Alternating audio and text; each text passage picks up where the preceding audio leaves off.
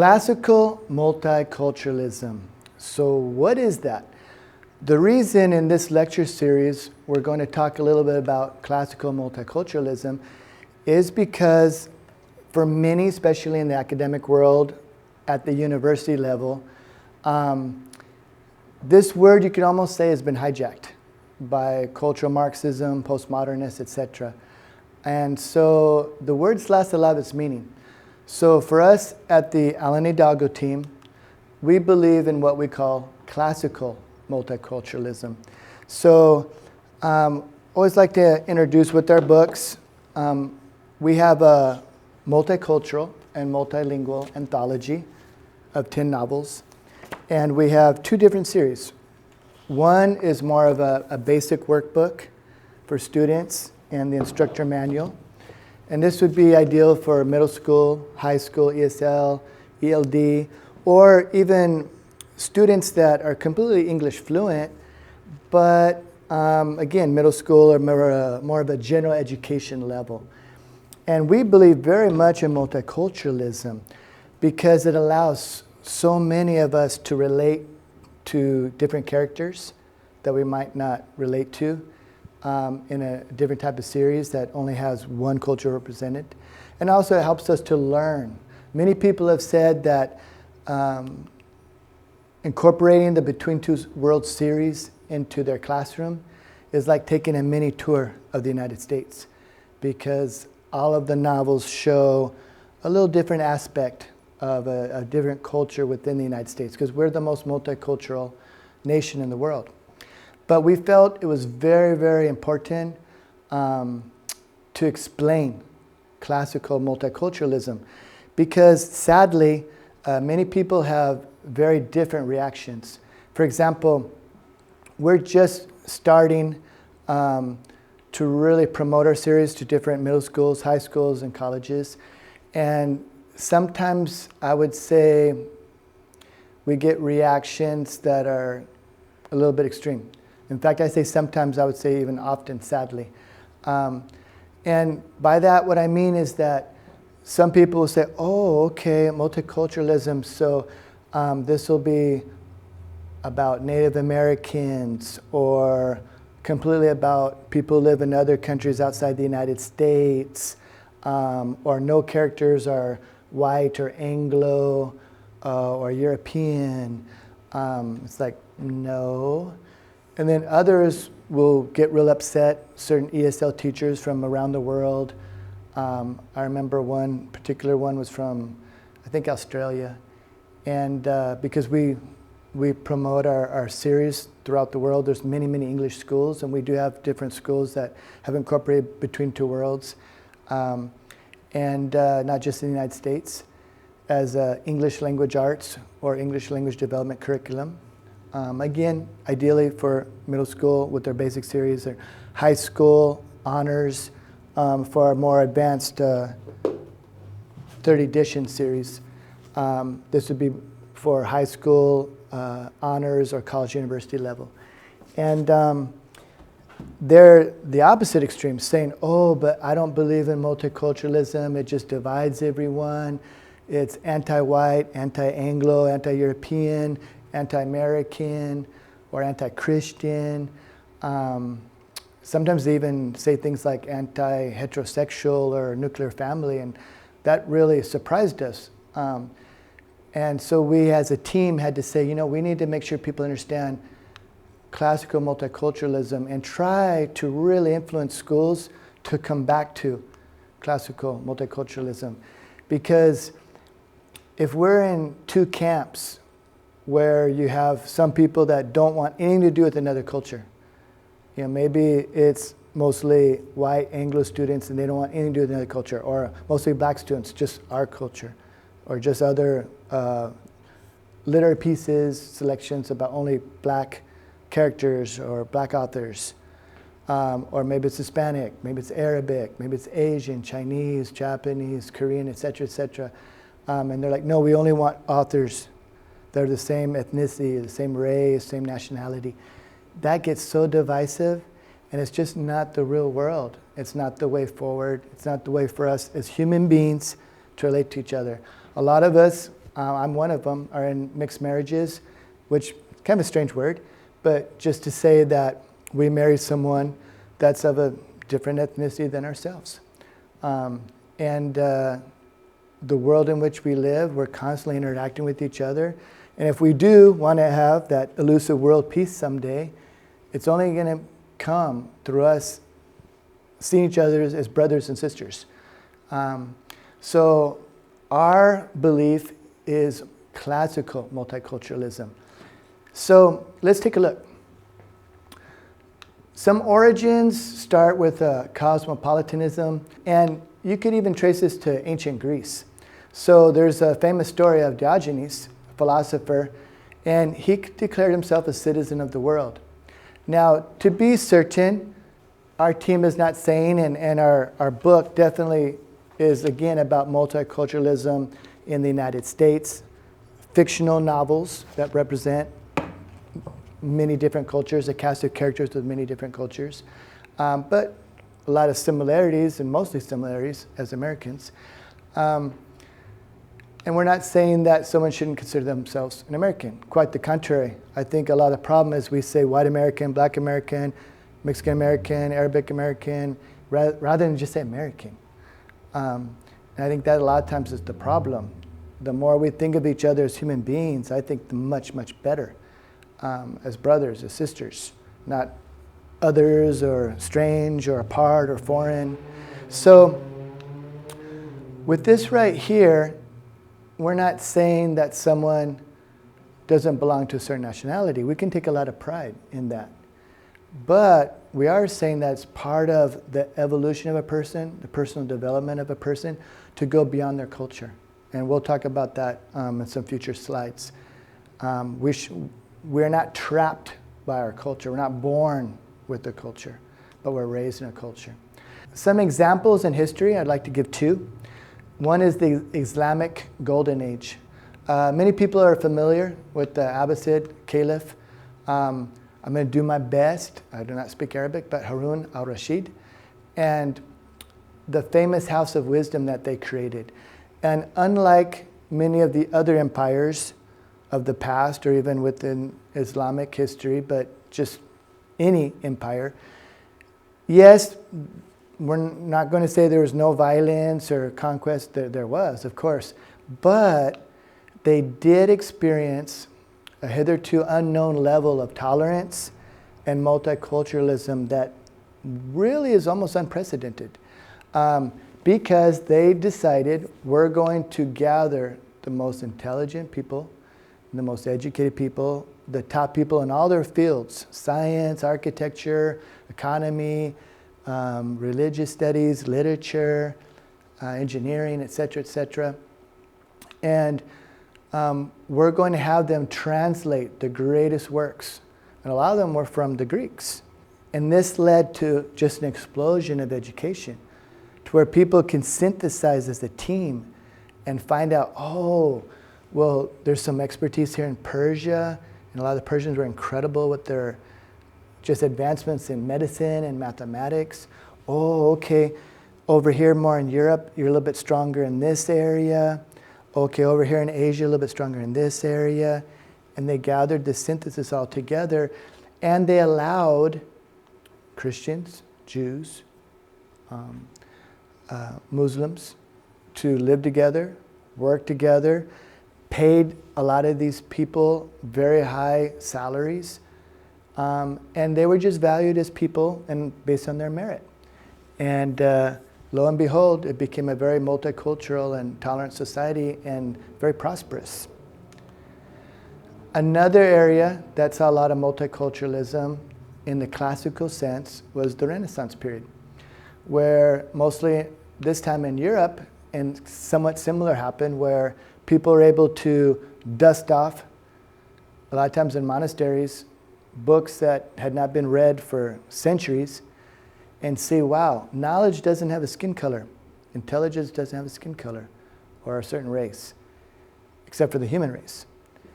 And slowly but surely, people started valuing education, the arts, and that Renaissance man or Renaissance woman became a person who could speak many languages, become culturally competent to relate as a diplomat or ambassador to other countries, learn different customs, and it was considered something very positive, very wonderful to celebrate. It wasn't considered something bad or negative or to be afraid of. And that's a lot of what we're trying to do in the Alan Hidalgo team, is return to a classical multiculturalism. So let's look at etymology. The word multicultural, pretty simple, many cultures. Culture is an ideology.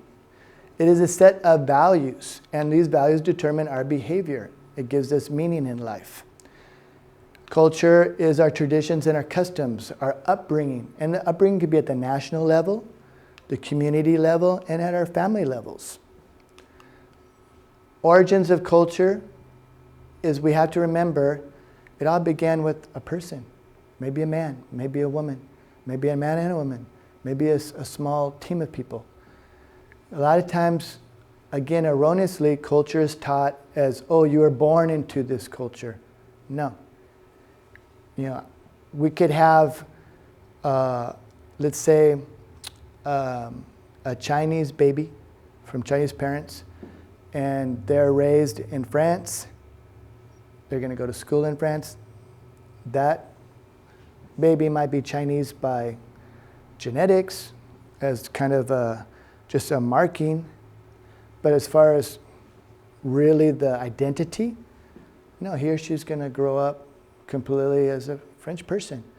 Of course, they'll be multicultural because they'll have their family, but they're going to speak French, have friends that are French, and that will be multicultural too, because French people aren't all some monolithic group of people that all have the same skin color, etc. And they're going to have a lot of French customs, etc. It could be in America, or take, let's say, a Hispanic baby from Hispanic parents, and they say they grew up in Japan. Same thing. Their child's going to grow up speaking Japanese, enjoying Japanese food, Japanese culture. Their identity will be more Japanese than, let's say, if they're from Mexico or from Chile or Argentina or Puerto Rico, etc. So we see very much that culture is something within the mind. It's not attached inherently to a skin color. We also see that cultures have developed from around the world as a response to geographic settings. Sometimes there are certain places that the culture is very much like a fisherman culture because they live by the sea. Another place is more culture that has to do with agriculture because of farming. Another place might be a culture that's developed in the high mountains. It's very cold, lots of snow. So you can see how people develop according to geography. And then also culture, of course, is developed from around the world as a response to social structures. Cultures can be promoted and propagated through entertainment. We call that popular culture. Education can try to give cultures, even you could say doctrines, a religious culture. This is how we act, this is how we behave, this is how we live, this is what we believe. You know, it depends on the religion or even the denomination within the religion. A government can have a certain culture. Depends on how laws are created, how laws are enforced, what kind of politicians rise to the top, and the economy. If you're to be wealthy, it's going to basically mandate to some extent how we behave, how we act, how we believe. While real poor, that influences culture as well. Culture is not adherent by birth. It's not a certain race. Sometimes there's influence because of the way people treat us as a result of our skin color or our race, our nationality. But that, a lot of times, again, is a response. But as far as us behaving in a certain way or believing something, we have complete freedom, complete liberty, autonomy to decide what our culture is. We see that culture is not adherent by birth to a race or ethnicity or skin color, though there may exist prevalence. meaning a prevalent representation of a particular primary culture by a certain race or ethnicity. So for example, when people talk about certain maybe American sports, they're going to look at Americans and say, oh, okay, baseball, basketball, football, compared to cricket for India or maybe Great Britain, or maybe a type of food. If it's American hot dog or hamburger compared to Mexican food, more with tacos, burritos, etc. Or Chinese food, Japanese food, and of course culture with music, with language. People a lot of times will expect someone to speak a certain language because of their nationality. Or maybe there might be something that's more akin to Latinos, or Black Americans or white Americans, or Black Nigerians, or white French people, Germans, etc. So it might be prevalent, but even for them, they could move to another country. They could just not like that culture, even though they were raised in it.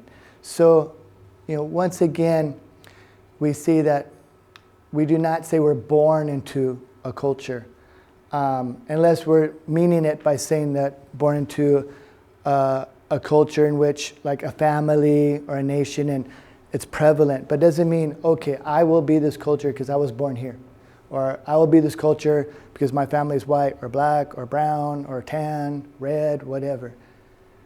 Culture, once again, is an ideology. It's in the mind. Every individual is basically multicultural because every individual possesses a set of primary cultures that are most ingrained into their identity and secondary cultures. So even when we say, oh, this person is very multicultural, probably what we mean to say is this person is more multicultural than other people that may only have a few cultures that really stick out. They might be a little bit more simple.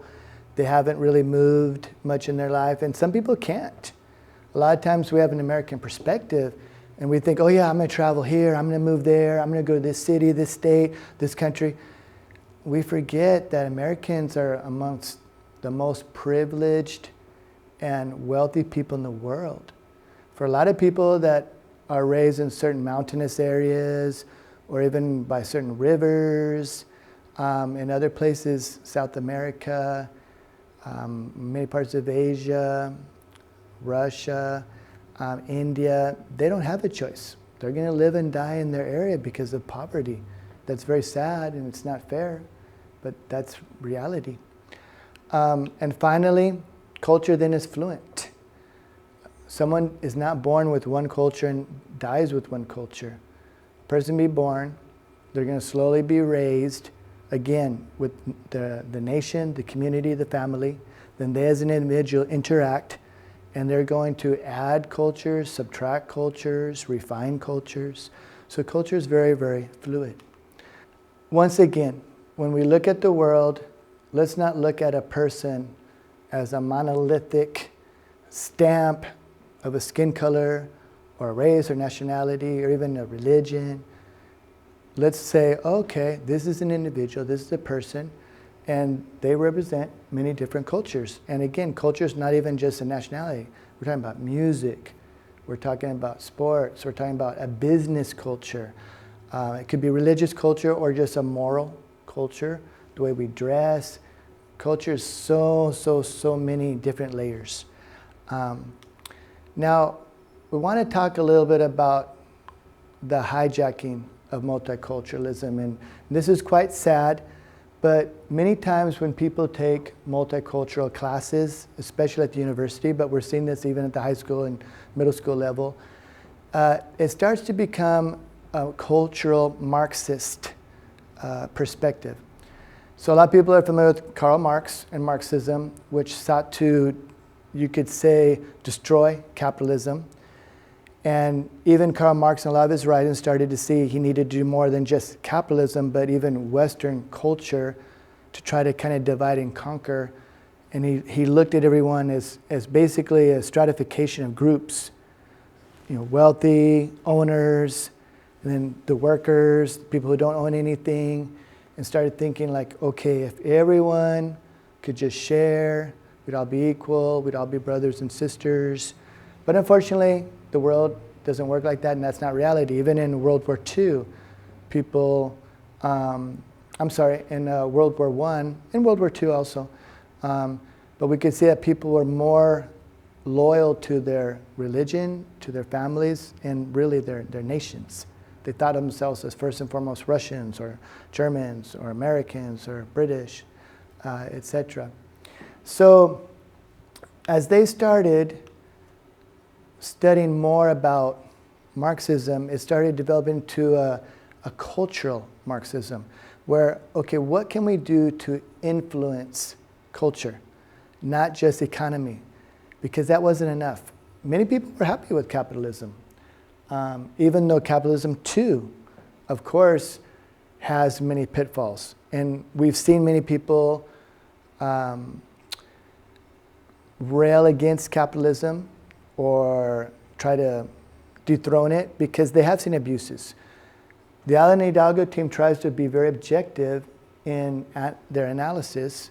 And for me as a consultant, we want to say that some people are incredibly, incredibly wealthy, and you have some workers that are just barely making anything. And I don't mean minimum wage. Again, America is a very privileged place in the world. For us, we might complain about $10 an hour. Other countries, 10 cents an hour, if that.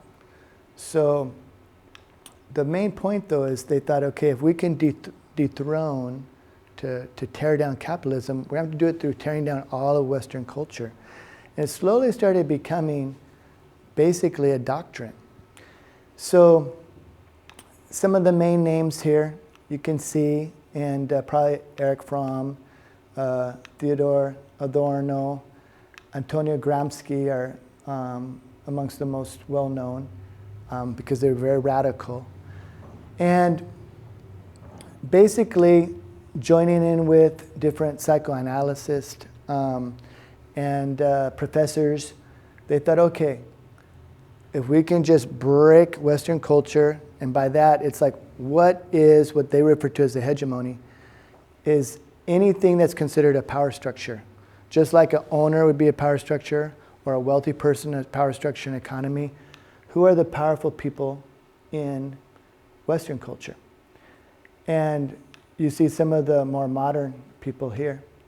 And a lot of people have taken English classes, have had to read Michel Foucault and Judith Butler, and that brought in a lot of the LGBTQ. And so the thing here that I'd like to bring out is classical multiculturalism is going to try to create equality and objectivity. And we can see that a lot of people go to an extreme because they were in very, very difficult times. Some people have really studied Malcolm X. He was incredibly radical, but you could see why, much more than Martin Luther King Jr. But he had experienced so much suffering as a black man in America for his time period, especially, that he became very radical, and it was his personal experience. But then once he traveled more and saw even like pilgrimages in Mecca and people of all different races and different forms of Islam, towards the end of his life, he started trying to become a little bit more like Martin Luther King Jr. and say, okay, how can we bring people together? And maybe it shouldn't be like all white people are bad or only black people are good. And he was assassinated. So unfortunately, a lot of times people tend to go to extremes like a pendulum swing. And so instead of a right correcting a wrong, it's just, okay, this was wrong, now I'm going to go to the other side and be wrong here. It almost makes me think of like wars that never end. Okay, this country invaded us, so now we're going to invade them. Or even like gang members sometimes. Well, that gang did this to us, so we're going to do this to them. Or family feuds. For 100 years, this family treated us horribly, so now we're going to treat them horribly. We'll get even, more than even. We'll rule. We were the slaves, now we'll be the rulers. We were the servants, now we'll be the owners. So a lot of it, you could even see, comes out of a tendency to want to get revenge. rather than a Martin Luther King Jr. message of love, of trying to bring people together, of equality. So you can see here some main quotes.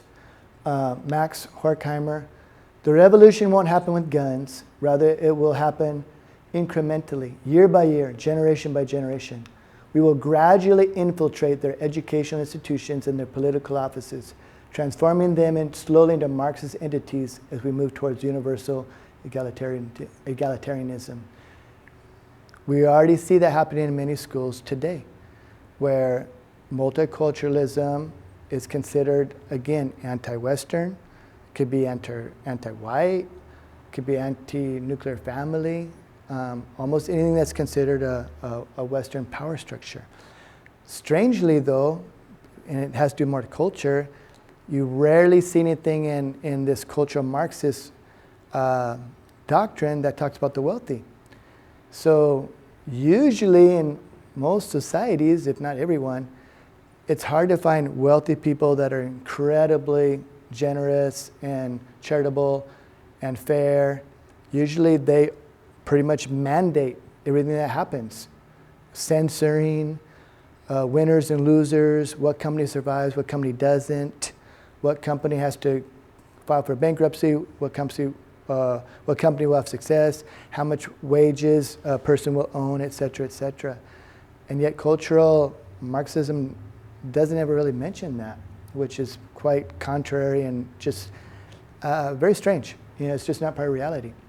But why? We know, because it doesn't have anything to do with race or skin color, et cetera. But there are wealthy people from all different creeds and races and skin colors that are very, very wealthy, yet it's just never mentioned. Socialism is precisely the religion that must overwhelm Christianity. In the new order, socialism will triumph by first capturing the culture via infiltration of schools, universities, churches, and the media, by transforming the consciousness of society. So this is Antonio Gramsci. And he was very, very instrumental in these types of concepts, a cultural hegemony, and trying to create a stratification of people. So continuing, we get into some modern takes on multiculturalism, but from a cultural Marxist perspective. And a lot of times when you talk with people that are pushing these, either they're somewhat ignorant, like they really don't even know the origins, especially a lot of English professors, they'll just say, oh, critical theory, that's just how you analyze literature. And yet they never stop and ponder, well, why would you study literature only from a Marxist perspective, or only a post-colonial perspective, or only a gender and queer perspective, or African American, or Latino, et cetera, et cetera? Why not just look at universally and try to find universal standards? They just say, oh no, they don't even know that exists. A lot of them are like, just no, this is the way the institutions do it. I know when I completed my master's in English, I had to study all of these, and it really struck me that was like the only lens to look at literature, and a lot of the literary selections had nothing to do with this. It was a universal message, a universal theme. It really just didn't have anything, the content didn't have anything to do with a particular lens. Not to mention that that's axiomatic, it's myopic by nature. If you have this tiny, tiny little lens, it's almost like you're gonna find what you're looking for rather than what's really there. Critical race theory, we see this more and more in government classes, in schools, in the workplace, but it's racist itself. And it's not based on reality. There's a lot of problems with it. First of all, they consider it endemic to American life. So it basically is saying that America is a racist nation. Everyone is a racist to some certain level, so it's very extreme. All of us do have tendencies and proclivities, that's true. And with evolutionary psychology, we know that we might have certain attractions or fears, but we also know that universally attractions usually just based on certain standards of physical attractiveness. And we see this all the time again with intermarriages, etc. People that are models or considered handsome or beautiful, skin color usually isn't that much of a factor, especially in our day to day. We have to understand that at some times there were some extreme prejudice or racism, but the pendulum swung so far and became static to say it's always like that. Or we'll favor people that have been oppressed before, and now we'll oppress the people that were the oppressors. Rather than a right correcting a wrong, let's have two wrongs to try to correct the original wrong. Things like neutrality, objectivity, colorblindness, meritocracy, these are wonderful and should be standards that all societies should look for. But instead, this is considered something bad. Or worse, something Western or something white. And that's insulting, because societies throughout the world have prospered using these as the highest orders of the human condition, to think, to perceive reality, to relate to others, as we saw with some of these golden ages. Identity politics, again, instead of looking at the person as an individual, instead of saying, okay, this person has this moral code, or lack of, or this person has accomplished this, went to this school, or did this task, or created or invented some program or technology, or et cetera, et cetera. No, instead it's just like, okay, we're going to put you in a group.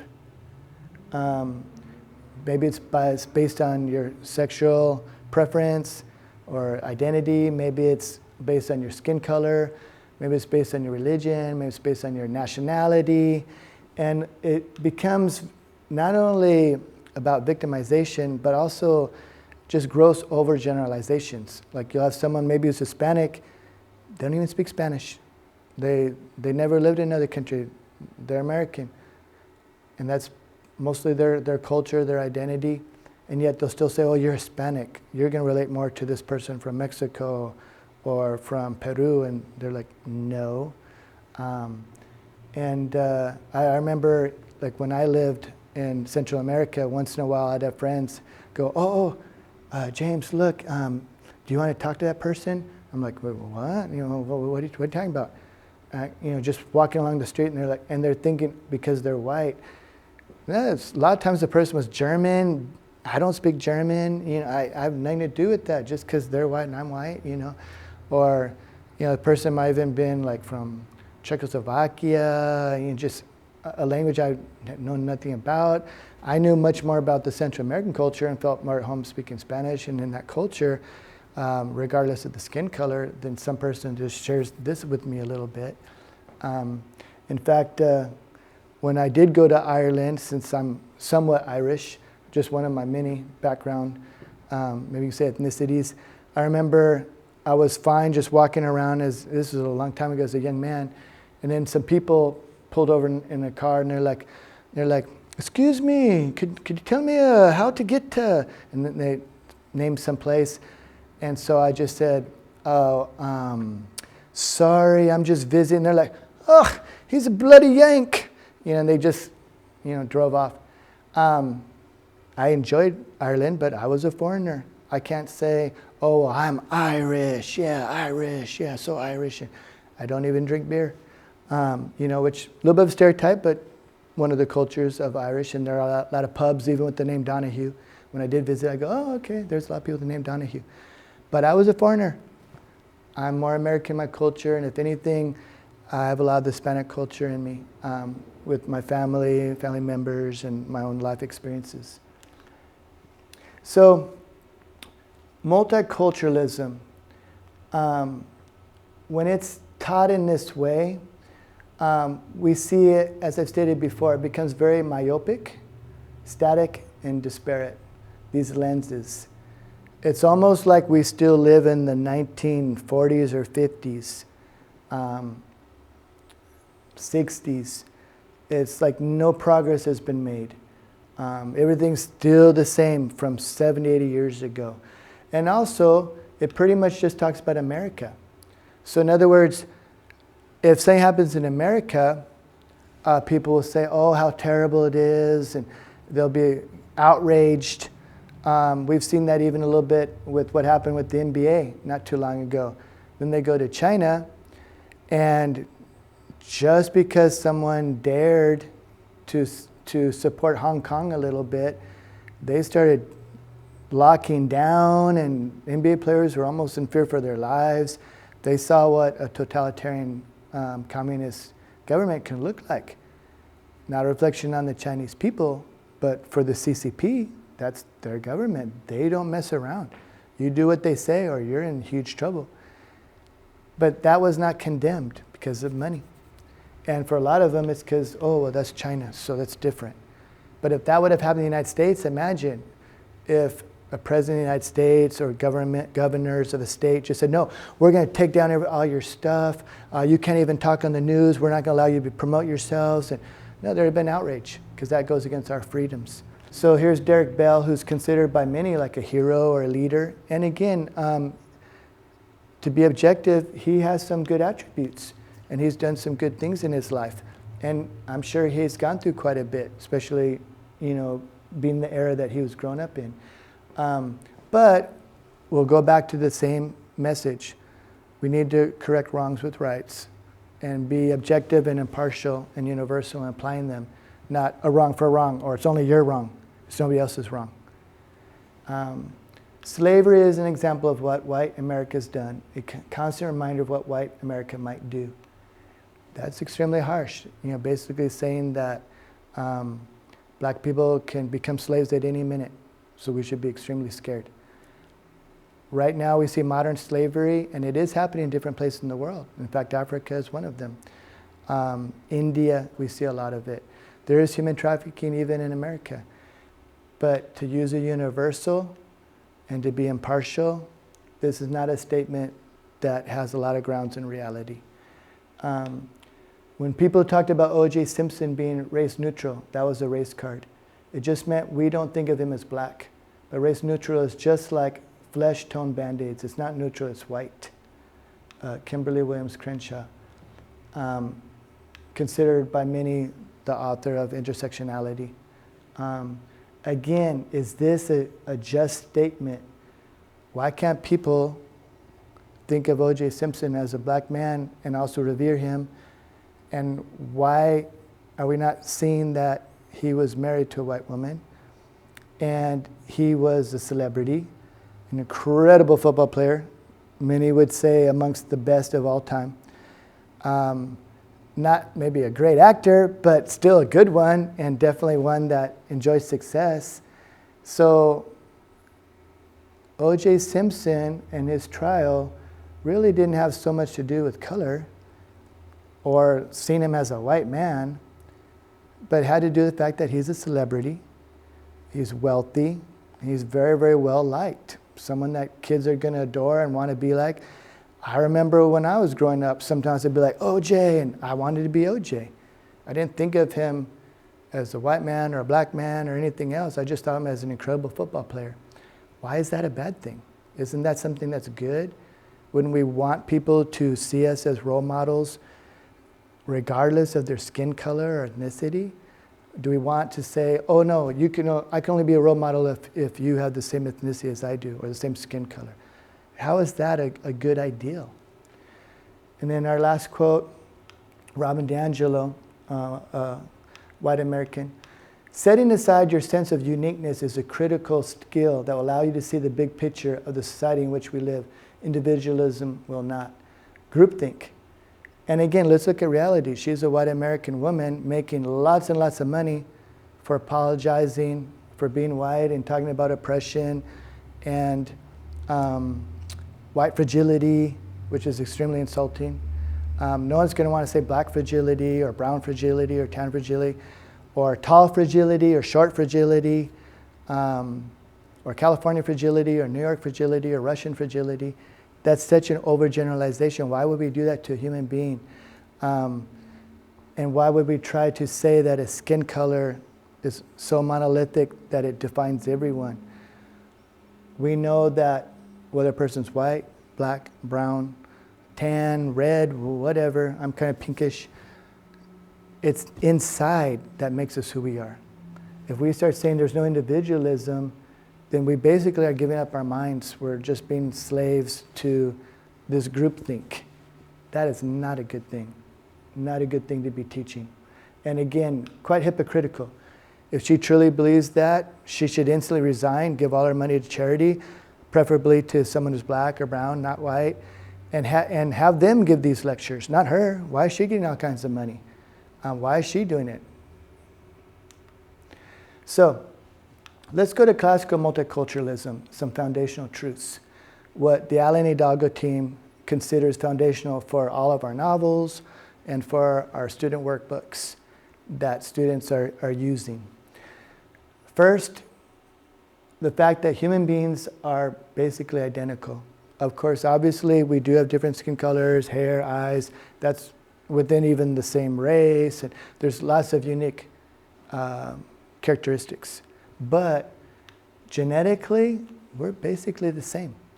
You know, any human being can reproduce with another human being. And in our novel 7, we even talk about that concept. We basically, as human beings, have food and shelter and safety as the top of our pyramid of needs. We want freedom to live, pursue our happiness, have families. We want love. We want companionship with others. The multiculturalism, classical multiculturalism, is based on positivity, objectivity. We recognize there are differences, and we can try to work them out. That's how any society should be, any family should be, any business, team members. And the understanding that we are so much more alike than we are different. And if we are different, it's not going to be because of our skin color. It's going to be because of this. In other words, I think it was interesting to talk about the NBA for just a little bit. A lot of you probably like basketball. So I remember the Dream Team.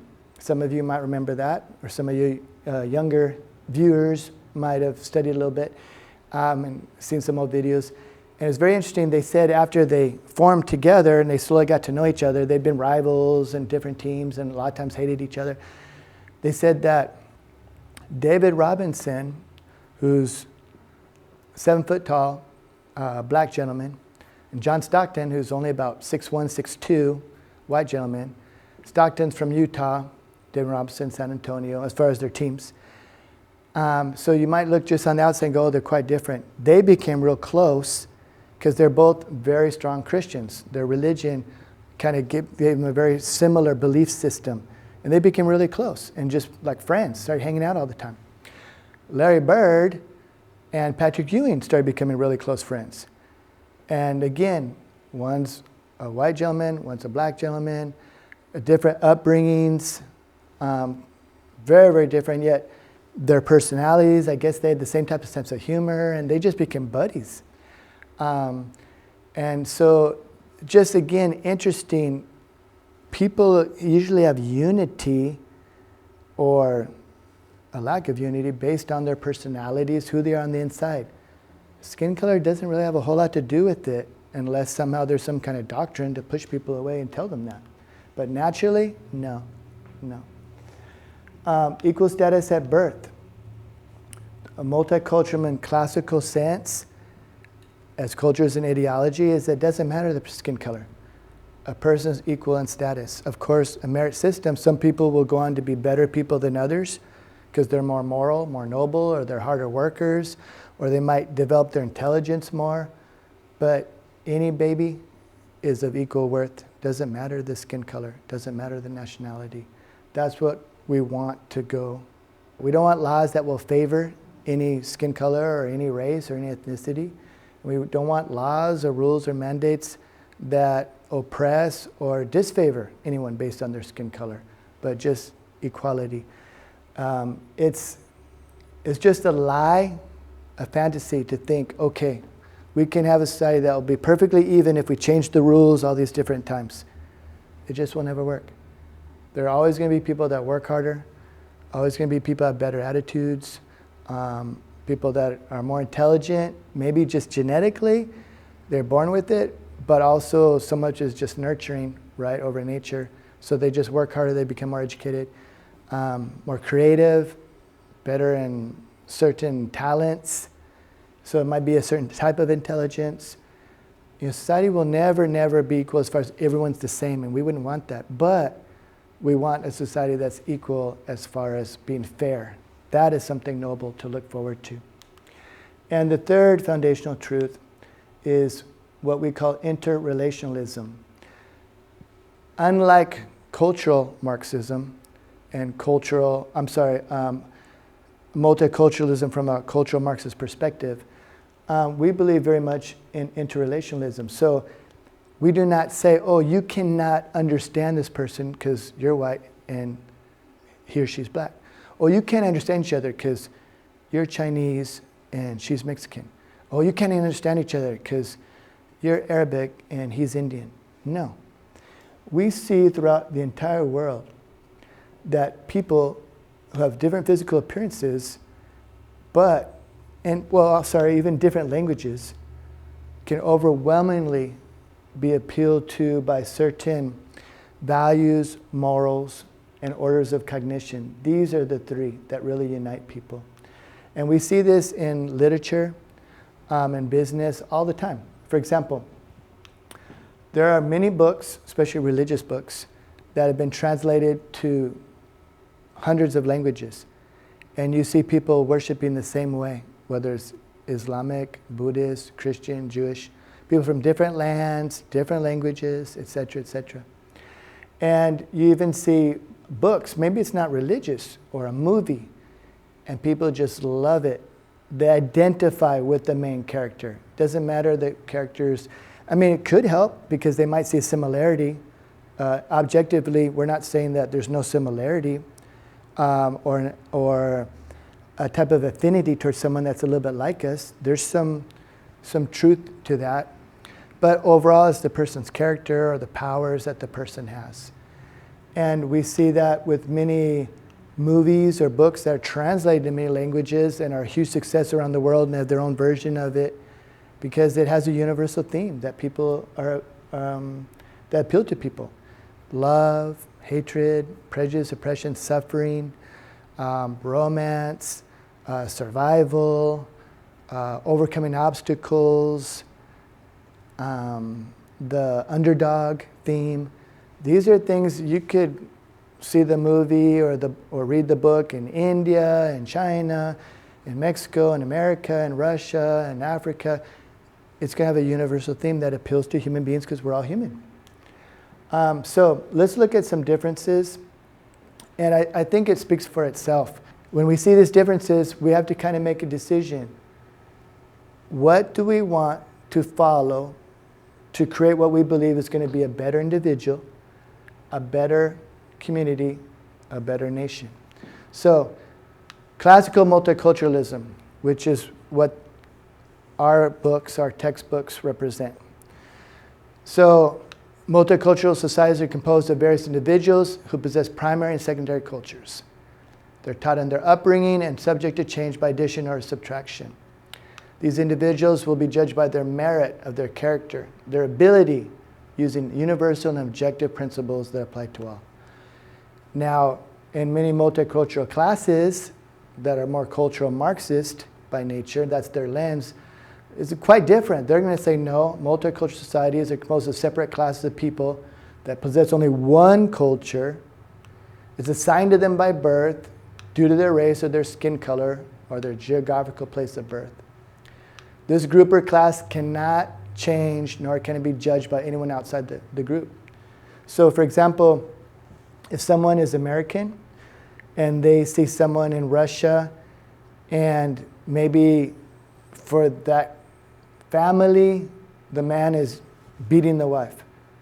If they say, well, that's our culture, then it's like, oh, okay, well, only other Russians can judge if that's right or wrong, not you as the American.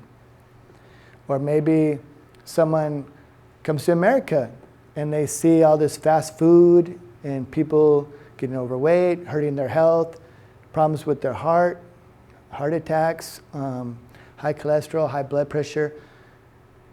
Now, if the person from the outside said something was wrong, they would say from the cultural Marx view, oh, that's okay, because you can attack American society. But if we see a whole bunch of those fast food restaurants in another place, and it's created by that other nation, no, don't talk about that. So again, we see the inconsistencies, and we see the division. There's no objectivity.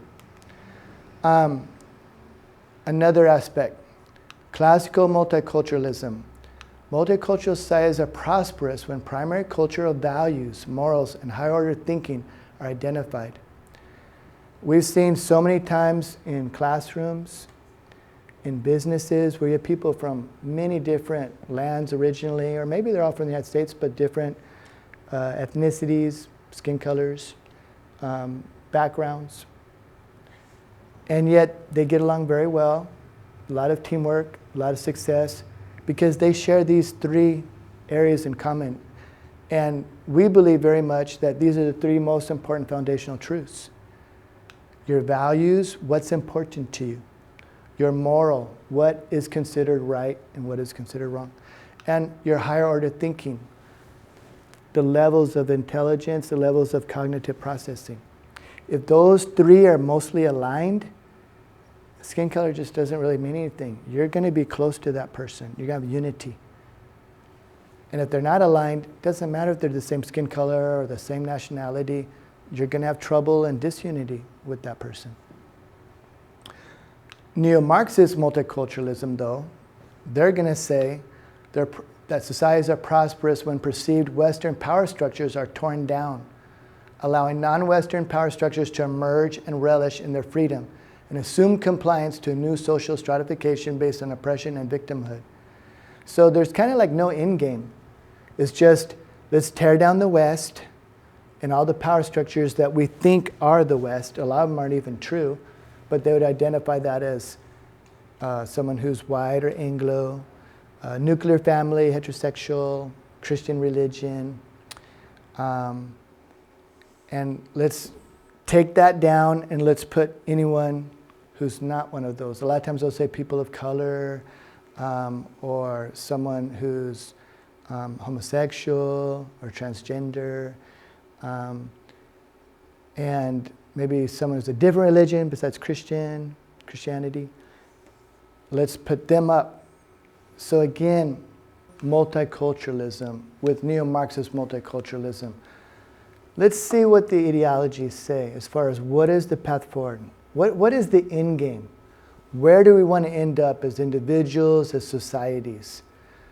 With classical multiculturalism, we're going to say that a pluralistic society is most successful when there's a majority which possess high commonality in primary shared values. What are those shared values? Well, individual dignity, individual equality, strong families, education, personal development, personal maturity, scientific method. If we value all of these, we're going to see communities come together. We're going to see true unity. Not something that's just based on something peripheral like skin color. Now, neo-Marxists, they're going to say, well, here's the way forward. Society is most successful when perceived historical Western power structures, that is, patriarchy, whiteness, nuclear family of one man and one woman with biological children, Christian faith, are removed from social power. You decide. Classical multiculturalism will say a pluralistic society is most successful when there's a majority which possess high commonality and primarily shared morals. What are those morals? Well, classical virtues. Regardless of religion or no religion at all, love, truth, wisdom. These have always been considered the three highest virtues throughout the world. The second tier would be integrity, responsibility, kindness, honesty, compassion, purity. These are common values.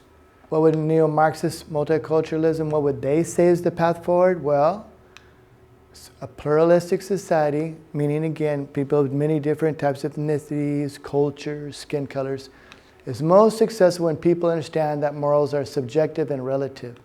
There are no universals. there's no absolutes. Basically, people just behave the way they want to behave. If they feel like it, they're going to do it. If it's good for them, great. If it's bad for you, well, you'll have to figure that out. Perceived non-Western groups or classes, so basically non-Anglos, non-white skin color, are not responsible for racism or hatred because they do not possess power. And power is always the ultimate goal when it comes to Marxism. So again, they're going to say that basically if you're not white, you cannot even be prejudiced or racist because you're not part of that power structure. Not a good way of thinking, not based on reality. Number 3, classical multiculturalism is going to say that the way forward is that a pluralistic society is most successful when there's a majority which possess high commonality in primary shared higher orders of thinking.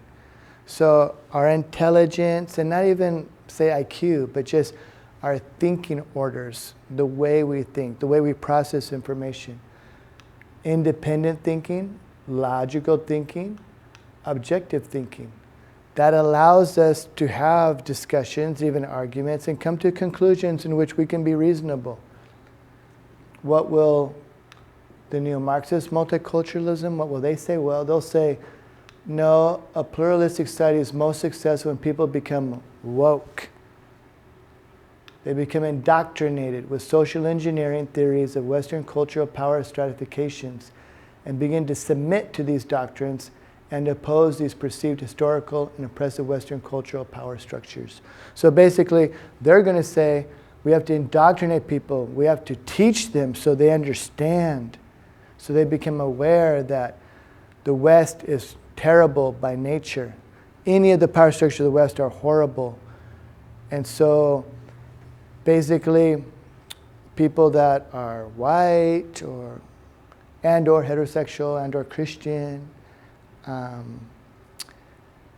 and or nuclear family, they're going to have to understand that they're extremely privileged, that they're even racist by nature, they're oppressive, and if you're none of those things, then you're a victim, you've been oppressed.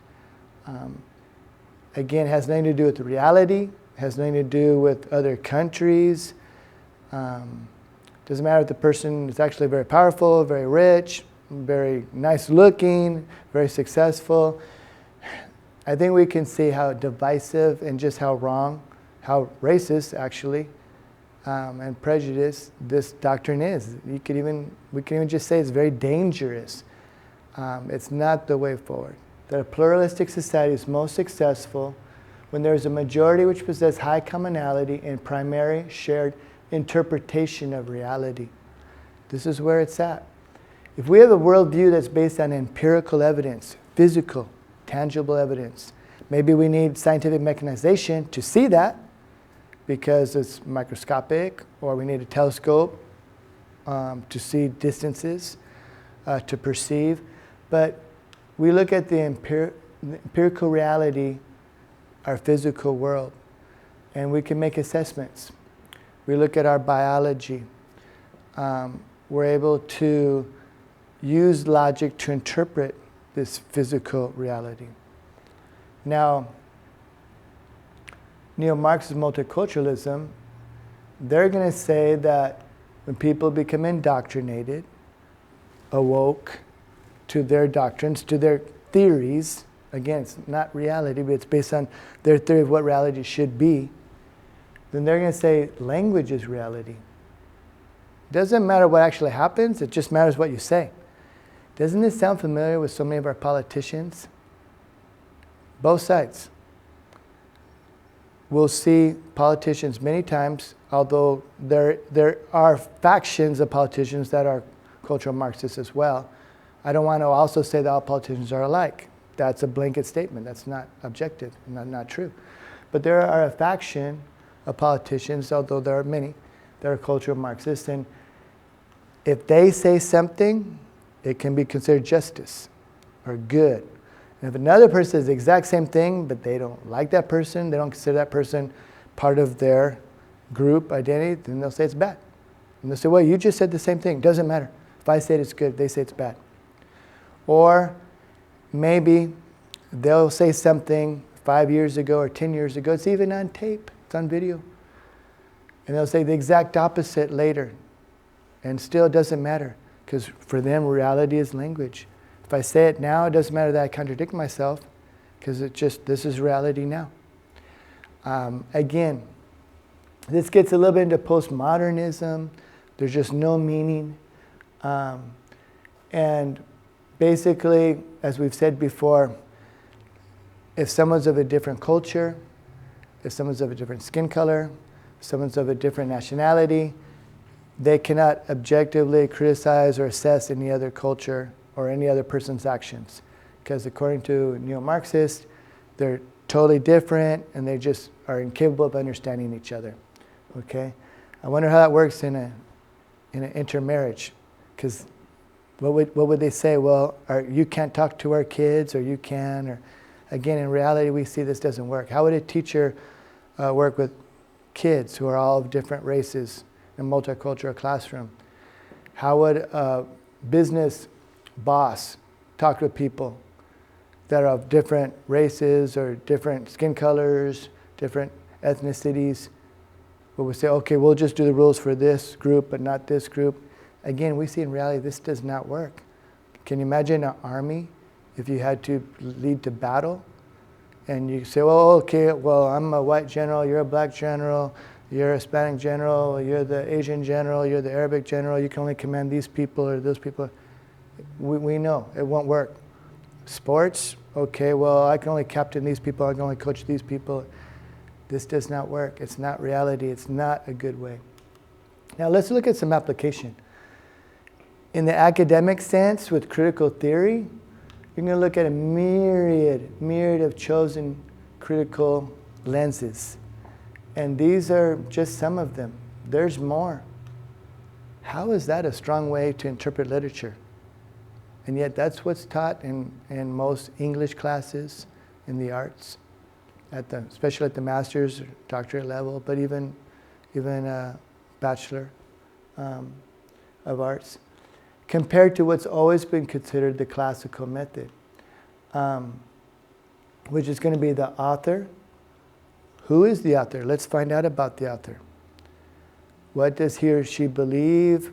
What is their time period? What are some of their cultures? Who is the original audience? To whom was this text written? And who is this audience? What's the time period, the geographical location? What's the language? Is it literal, denotative? Is it more symbolic, figurative, connotative? And what's the context? Let's synthesize all of these together. That's always been the classical method of interpreting literature to understand. And let's not just say literature, let's just say text, reading directions. Are we going to read directions in a scientific journal and say, well, we need to make sure we look at this from a bisexual lens and see what this scientific journal means? Or, well, according to the black perspective on the distance from Earth to the sun, or according to the Anglo perspective, or according to the Hispanic perspective, we need to put these types of measurements to create this poison. No, we know that doesn't work. That would be a disaster. We need universal objectivity when we read text or literature.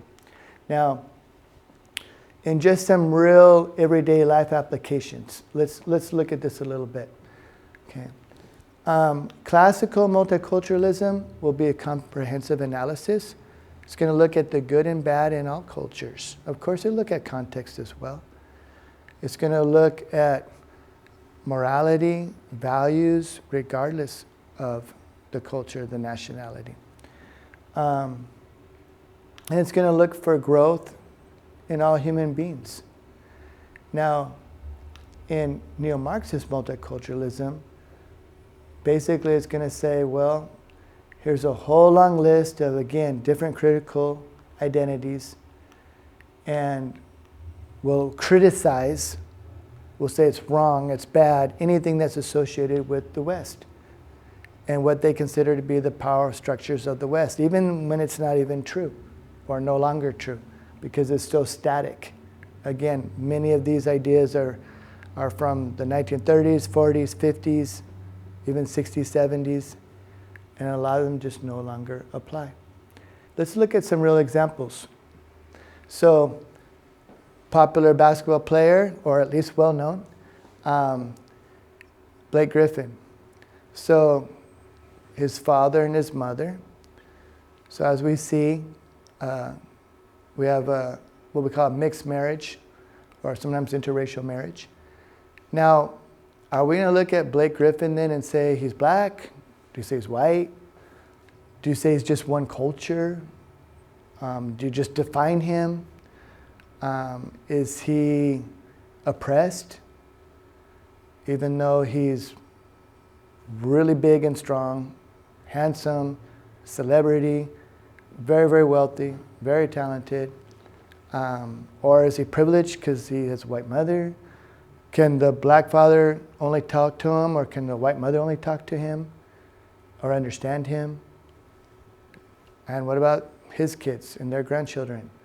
How would this work with a cultural Marxist type of mentality or doctrine? It doesn't. Look at another popular figure, Tiger Woods. Father was in the service, the U.S. Army, met his mother, and she's Thai. So they got married, and has quite a variety of background, of ethnicities and culture, as far as genetics go, and also, again, culturally, as far as his upbringing, his ideology. He said he identified very much with his mother's Buddhist teachings, his upbringing. So, what do you consider him? Is he black? Is he brown? Is he white? Is he oppressed? Is he privileged? How about we just look at him as a human being and say he's an incredible golf player? Has he made some mistakes in life? Yeah. Has he made some great accomplishments? Yeah. How about we just look at him as an individual, as a human being, on a merit-based system, and judge him based on the person he is. And as a golf player, not a black golf player or a brown golf player or a white golf player, but just a golf player, a human being. Here's three individuals that definitely don't fit a stereotype. So the first one, he is Mexican. His first language is Spanish. He also speaks English very well.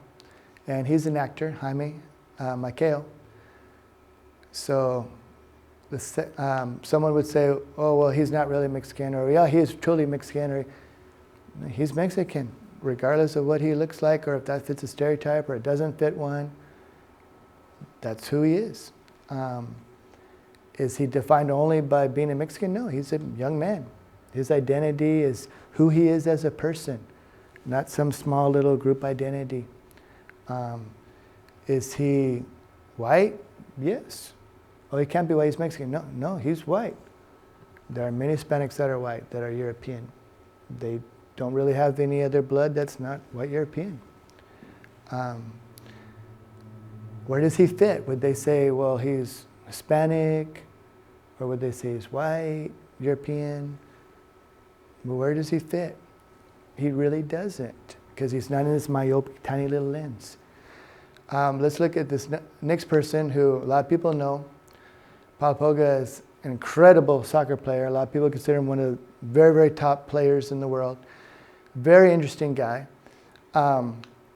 He was born and raised in France. So his first language is French. That's what he probably speaks the best. But he also speaks, as you can see, English, Italian, and Spanish, and has lived in many different countries. And his faith is Islam.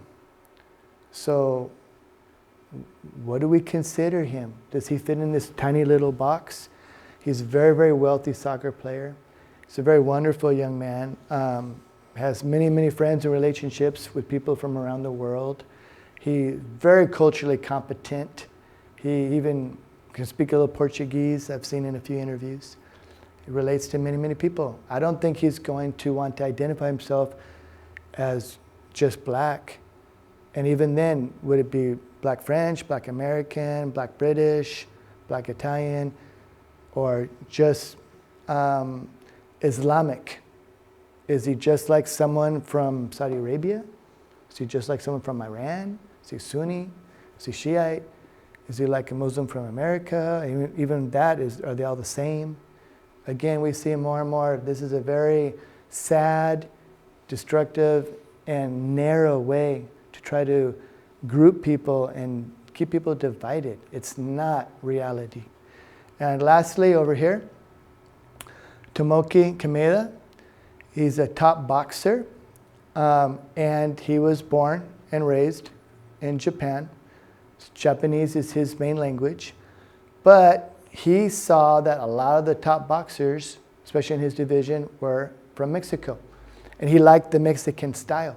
He just thought they were really strong and tough and just willing to put their whole heart into it. And so he traveled to Mexico. And he basically has been training in Mexico. And sometimes it's a little surprising to people because they'll do interviews with him and in English, and then he'll have to have a Spanish translator because they don't have a Japanese translator. So literally the person will speak in English, and then the Spanish translator, a lot of times who's Mexican, will translate to Spanish. Then he'll speak in Spanish, and then the translator speak in English because he doesn't speak English that well. Does he fit in? Is he just Asian, or is he Mexican? Where does he fit? He doesn't. He doesn't. He's a human being. They're all human beings. They're all very successful human beings. Here we have three lovely ladies from India. Now, in this case, three people all from the same nation, and yet very, very, very different. Genetically, somewhat different, but also very, very different in their life experiences. So Priyanka Chopra is probably by far the most famous. Many, many people know of her. She was very famous in India and then became famous in America with some of her television shows, and then she ended up marrying pop star Nick Jonas, considered a very beautiful woman. And she had come to the United States before. She lived in Massachusetts and Iowa, and she has certain Indian dialects that she speaks English very well, fluently, of course. Compare her experience now to our next Indian woman, and she, Sahabaya, doing my best. I've been to India and do love the country. I have many friends there, but some of the names are more difficult for me as an American to pronounce. Karakewala is the managing director of Wockhardt Hospitals. She also speaks English very well, very educated woman, has worked very hard to get to the top of the business world. Medical profession, but she's a business person in it. And she's worked her way to the top. She's talked about in interviews how her father didn't give her anything, said, look, you start at the bottom. If you do great, great. If you flounder, you'll be fired, or just you can get another career. She worked all the way up to the top. And now our third Indian woman, Sujatha Gidla, she actually became famous because she started writing a little bit about her story. And she was actually a Dalit. And if you know a little bit about the Indian caste system, the Dalits, even though there's been progress in India, just like progress in the United States or other countries, but the Dalits are still considered somewhat the untouchable class. So she was very fortunate that she had some Canadian missionaries that really helped her with the English language, with teaching her, and helped her to leave and get out of her situation and study. And I think her family was a little bit better off than some Dalits. But she talks about how because she was a Christian in a mainly Hindu society, and then after that maybe Islamic, she was often persecuted. And the Dalits often have faced abuse and even rape at an extremely high rate, and it's been a terrible and continues to be a tragedy in India that they're having to deal with. So again, where do these three ladies fit? All of them have very, very different experiences. In a country like India, being a Christian is not a great advantage or privilege. You know, Hinduism is the main religion. Outside of that, it's going to be a little more difficult. Do we say that they're all the same? Oh, they're all the same because they're from India. No. Just like someone who's white and a person who might be wealthy or a business person or raised in a large city is going to be very, very different than someone who's white from West Virginia, maybe really poor. Maybe not, but definitely West Virginia is considered usually amongst, if not the most poor state in the United States, in a large white population, and a lot of them are coal miners. Same thing with someone who's black, who's raised in a city compared to someone who's black, raised more in an agricultural area, or by the beach. Same thing with someone who's Hispanic. It goes on and on. We have to stop defining people this way and understand that human beings are incredibly malleable, and it's our brains that allow us to have our personalities, our intelligences, our likes and dislikes, and where we live to develop different cultures. So in closing, what Alan Hidalgo Education Consulting seeks to always do with our educational materials is to create classical multiculturalism, a universal, positive, inclusive, objective approach to be able to say we can learn from each other in different cultures, we can grow together, there's good and bad in every culture, strength and weakness, and once again, culture is not attached to a skin color or to a race. It's an ideology, it's a set of beliefs, a set of morals, a set of customs, traditions, etc. And it's fluid, and people can change cultures, add cultures, subtract cultures.